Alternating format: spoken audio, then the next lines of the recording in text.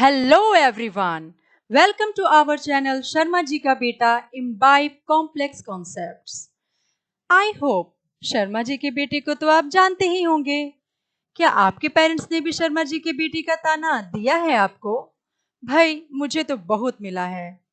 उसी ताने का भुगतान कराने के लिए आज मैं शर्मा जी के बेटे के पास जा रही हूँ, जो बहुत सी कॉम्प्लेक्स कॉन्सेप्ट्स को एकदम इजी वे में समझाते हैं। वेल 2017 में मोदी जी ने जीएसटी लाकर दिमाग का दही कर दिया। अब उसी दही की लस्सी बनाएगा शर्मा जी का बेटा, so we can imbibe it easily. So let's go straight to the class. Hi sir, I am Nora.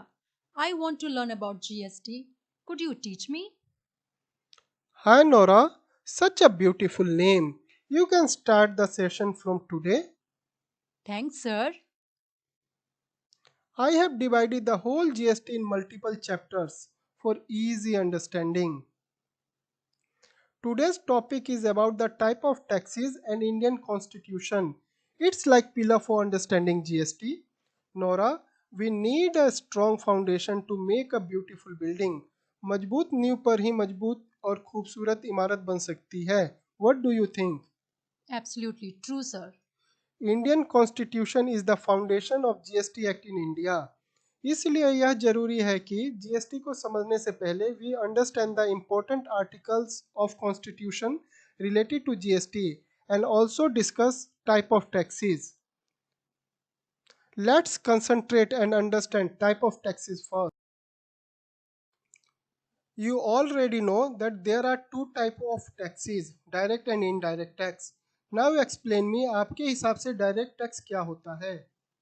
Sir मुझे लगता है डायरेक्ट टैक्स वो होता है जो हम डायरेक्टली गवर्नमेंट को पे करते हैं। Okay. Do you know most of the people think that direct tax is the tax that is paid directly to the government. But Nora, direct tax के लिए payment matter ही नहीं करता.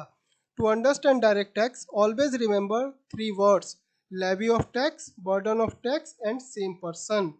So when the levy of tax and the burden of tax is on the same person, that is called direct tax.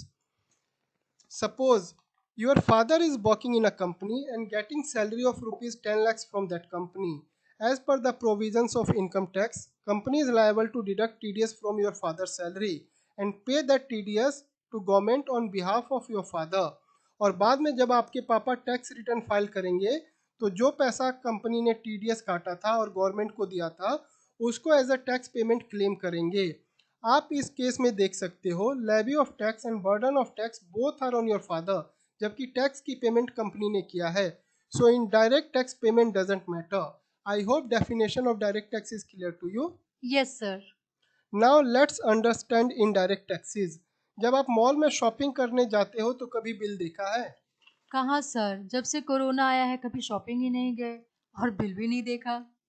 What about before corona? नहीं sir, ध्यान नहीं दिया कभी।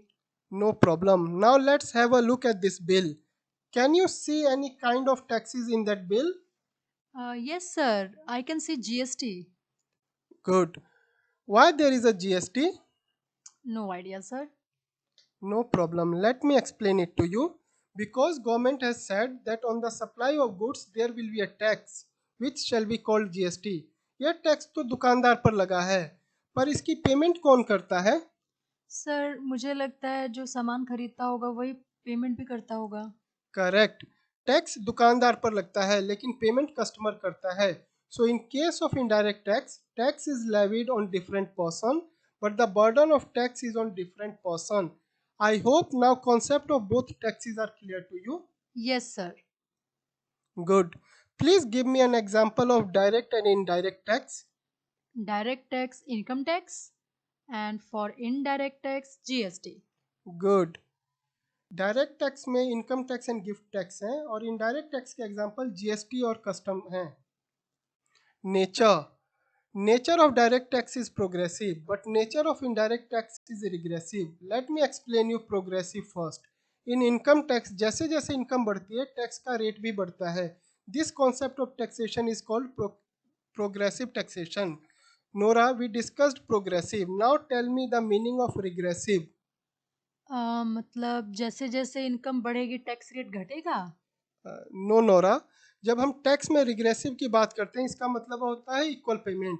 चाहे आप एक सामान खरीदो या हजार, उस सामान पर जो टैक्स रेट है वही रहेगा, ना कम होगा ना ज़्यादा।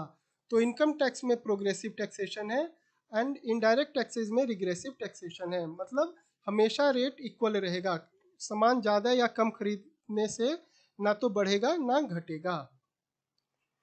Assessment year and previous year, direct taxes में assessment year and previous year का कॉन्सेप्ट होता है, जबकि इनडायरेक्ट टैक्सेस में there is no such concept. Let me explain you assessment year and previous year briefly. जिस साल में हम पैसा कमाते हैं, कोई इनकम कमाते हैं, उसको हम प्रीवियस ईयर कहते हैं। और जिस साल में इस पैसे की, इस कमाई की हम टैक्स रिटर्न फाइल करते हैं, उसको असेसमेंट ईयर कहते हैं। अथॉरिटी, जो डायरेक्ट टैक्सेस बनाने की अथॉरिटी है वो पार्लियामेंट है, but in case of indirect taxes it may vary from case to case basis. Department, direct tax के डिपार्टमेंट को हम CBDT कहते हैं, central board of direct taxes. And indirect tax के डिपार्टमेंट को हम CBIC कहते हैं, central board of indirect taxes and customs. Tax event, tax event का मतलब होता है टैक्स कब लगेगा। डायरेक्ट टैक्स में टैक्स तब लगता है जब कोई इनकम अराइज होती है, बट इनडायरेक्ट टैक्स में टैक्स तब लगता है जब हम किसी गुड्स की सप्लाई करते हैं या इंपोर्ट करते हैं, एक्सपोर्ट करते हैं। GST के लिए टैक्सेबल इवेंट सप्लाई है, और कस्टम के लिए टैक्सेबल इवेंट इंपोर्ट या एक्सपोर्ट है। I hope the concept is clear to you. Yes sir. Good.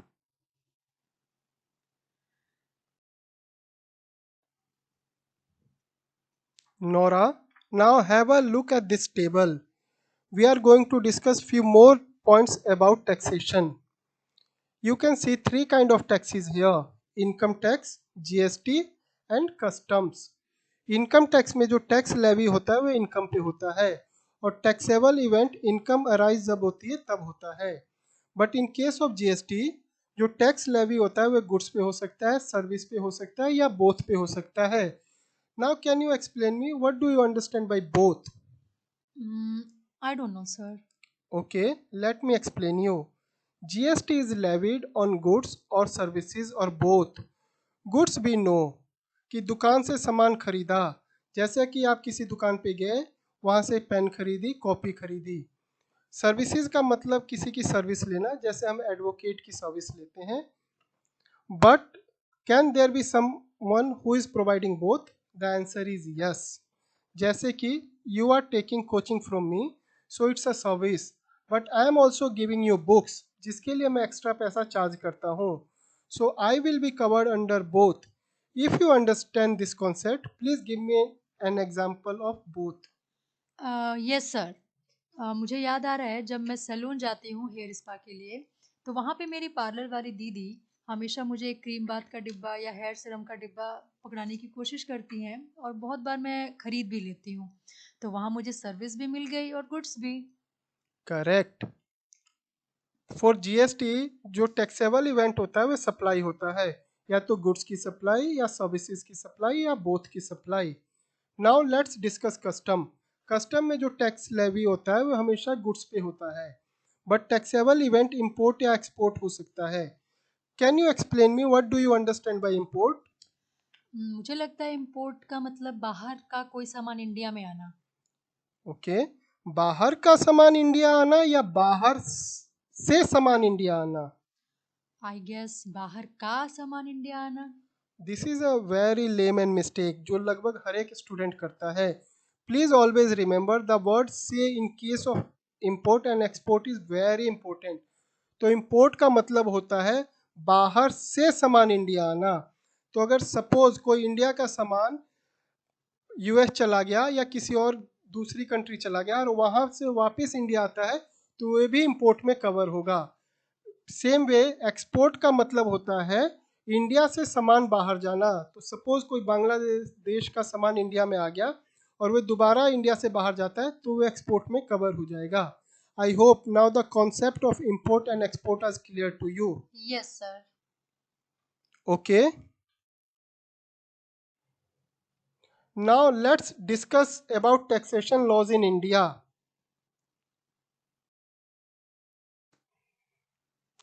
Taxation laws दो तरह के हो सकते हैं, सेंट्रल लेवल और state level.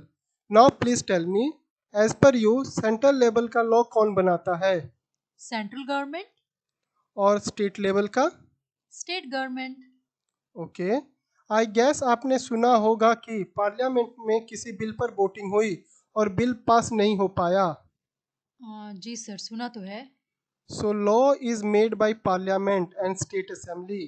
Central government and state government can only propose it, and later based on the voting of members of parliament and state assembly bill pass होता है या नहीं होता है। जब बिल पास हो जाता है तब उसको राष्ट्रपति के पास भेजा जाता है और राष्ट्रपति के सिग्नेचर के बाद वह लॉ में बदल जाता है।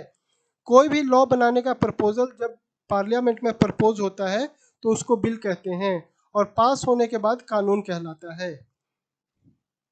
Now have a look at this. जो सेंट्रल लेवल का लॉ होता है वो पैन इंडिया लेवल का होता है। इसका मतलब जो प्रोविज़न जम्मू एंड कश्मीर में लागू होंगे वही प्रोविज़न कन्याकुमारी, असम, महाराष्ट्र या किसी और स्टेट्स में लगेंगे। और सेंट्रल लेवल के लॉ की पेमेंट हमेशा सेंट्रल गवर्नमेंट को की जाती है। जो स्टेट लेवल का लॉ होता है वो स्टेट टू स्टेट वेरी कर सकता है और इसकी पेमेंट स्टेट गवर्नमेंट को की जाती है। I hope it's clear to you. Yes sir. Sir, who is empowered to make the law and from where does he get the power? Constitution of India can answer this question. In today's topic, we are going to cover few articles of Constitution which are relevant to understand GST, and the rest will be covered in the next topic. But first, let's have a basic understanding of Constitution. Please tell me, who is the architect of Constitution of India? Dr. Bhimrao Ambedkar. Correct. And on which date Constitution of India came into effect? January 26, 1950. Correct. Now have a look.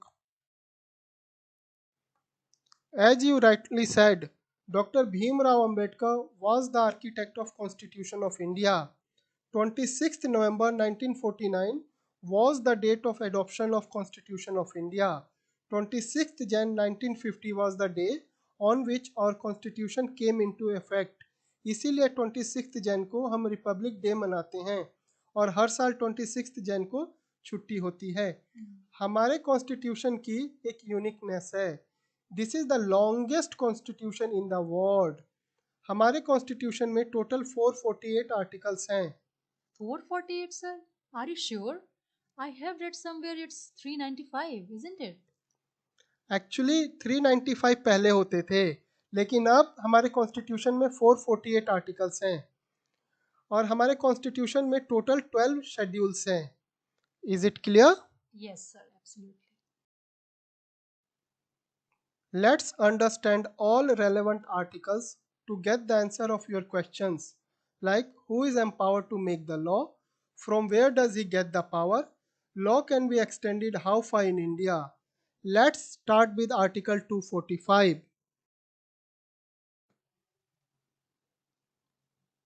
Sir, does Article 245 explain who can make laws in India?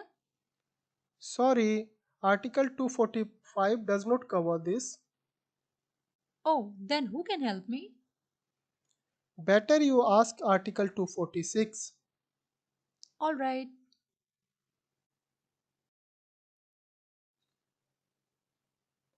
Does Article 246 cover who can make laws in India?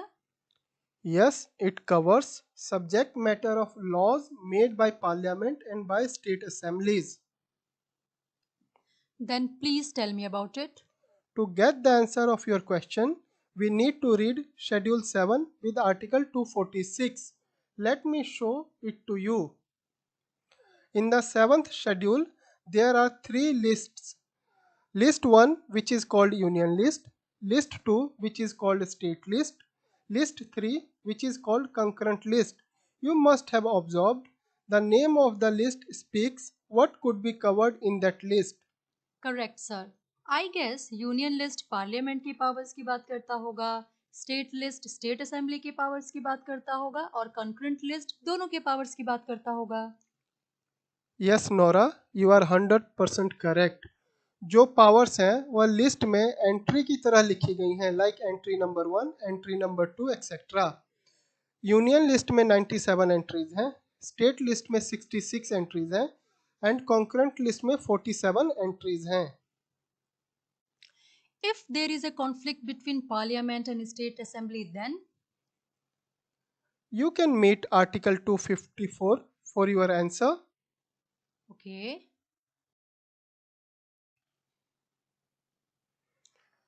Please note, as per law, in case of conflict, Parliament shall prevail. State can also prevail if it receives assent of the President.